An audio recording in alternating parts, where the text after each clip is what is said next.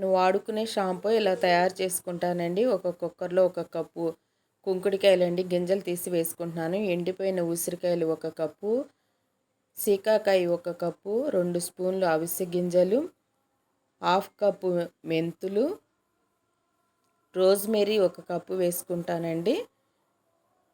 కొద్దిగా అలోవెరా, ఇది గుంటగలగరాకండి. కొన్ని సన్నజాజి పువ్వులు, కొన్ని గులాబీ పువ్వులు, ఏ పువ్వులున్నా వేసుకోవచ్చండి.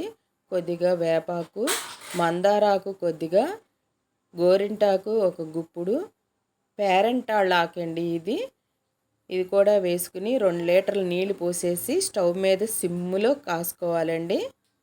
ఇది పొంగు వచ్చేస్తుందండి. పొంగు రాకుండా, పొంగు వచ్చేస్తే స్టవ్ అంతా అయిపోతుంది. రాకోకుండా చక్కగా కలుపుకుంటూ సిమ్ములోనే ఉడికించుకోవాలండి.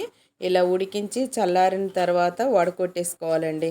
పెట్టేసిన లిక్విడ్ని ఒక రాత్రంతా కూడా పక్కన పెట్టేసుకోవాలండి.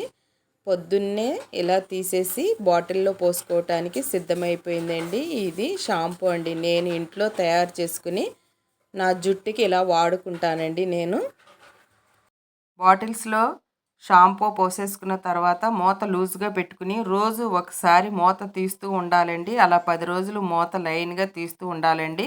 లేకపోతే గ్యాస్ వచ్చి బాటిల్ పగిలే ప్రమాదం ఉంటుందండి. అది మాత్రం గమనించాలండి. ఇంట్లోనే షాంపూని ఇలా రెడీ చేసుకోండి.